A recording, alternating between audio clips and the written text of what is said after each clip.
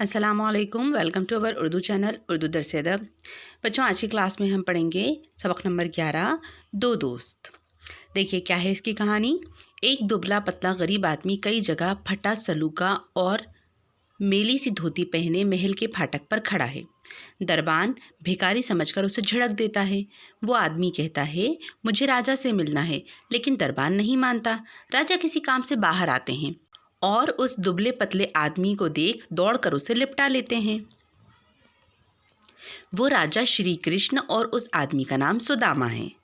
श्री कृष्ण द्वारका के राजा और सुदामा करीब के एक गांव का गरीब ब्राह्मण है।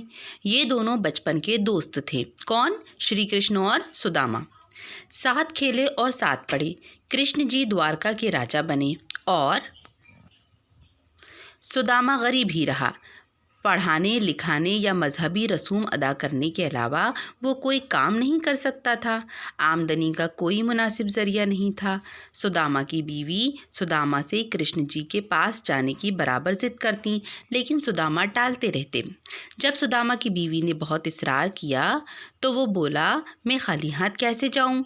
ले जाने के लिए तो कुछ भी नहीं है। सुदामा की बीवी पड़ोस से पाव भर कुटे हुए चावल उधार ले आई। एक कपड़े में पोटली बांधकर शोहर के हवाले कर दी और कहा कि अब ये तोहफा ले जाओ, कृष्ण जी से मिलो। अगर राजा अच्छा है तो तुम्हें पहचान लेगा और हमारी कुछ मदद करेंगे। महल पहुंचकर सुदामा परेशान थे कि राजा से मिलना कैसे हो, और राजा ने खुद देख लिया और उन्हें अंदर ले गए। सुदामा चावल की पोटली कृष्ण जी को देने में झिझक रहे थे, लेकिन छिपाने पर भी पोटली कृष्ण जी को नजर आ गई और वो बोले, भाभी ने क्या भेजा है इस पोटली में? कृष्ण जी ने पोटली खोली तो वो सूखे चावल थे। वो उन चावलों को खाने लगे जैसे ये उनकी मरगूब ग़िज़ा हो, यानी पसंदीदा ग़िज़ा हो। सुदामा राजा के मेहमान थे, उन्हें घर वापस जाने की इजाज़त नहीं थी। वो अच्छा खाना खाते, इज्जत से रहते, लेकिन अपने बीवी बच्चों को बुरी हालत में छोड़कर आए थे। इस वजह से परेशान थे। कई दिन गुजर गए, बहुत इसरार किया तो जाने की इजाज़त मिल गई। सुदामा को उम्मीद थी जाते वक्त कृष्ण जी ज़रूर उन्हें कुछ देंगे, लेकिन कृष्ण जी ने रुखसत करते हुए उन्हें कुछ भी नहीं दिया। सुदामा सोच रहे थे, मैंने तो कई दिन ठाठ से गुजारे, लेकिन बीवी बच्चों पर इन दिनों क्या गुजरी होगी। बीवी ने बहुत इसरार से भेजा था, दोस्त कुछ न कुछ मदद करेगा। वो बहुत शर्मिंदा थे। आखिर चलते चलते खाली हाथ अपने गांव में उसी जगह पहुंचे जहां उनकी झोंपड़ी थी, लेकिन झोंपड़ी ना दिखाई दी। उस जगह पर एक आलीशान महल खड़ा था।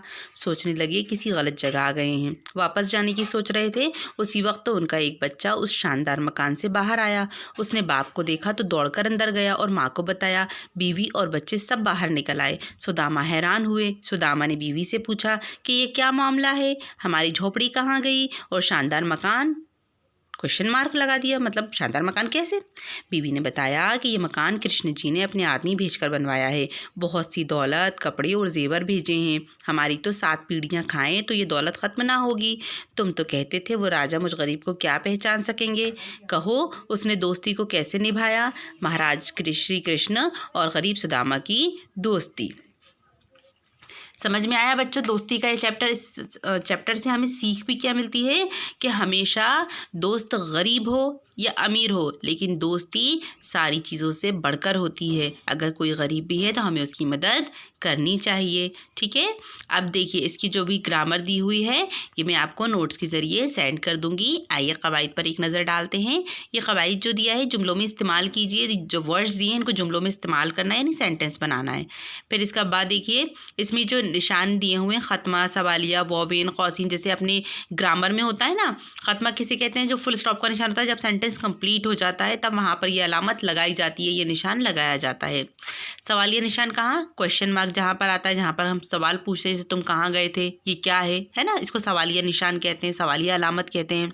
वॉवेन जब कोई इक़्तिबास दिया जाता है या किसी कॉल के अल्फाज में नकल किया जाता है, यानी जब कोई ऐसी बात जो किसी ने कही हो और उसको अपन को एक जगह लिखना हो तो उसको इन्वर्टेड कॉमा में लिखते हैं। तो इन्वर्टेड कॉमा को उर्दू में क्या बोलते हैं? वॉवेन की अलामत।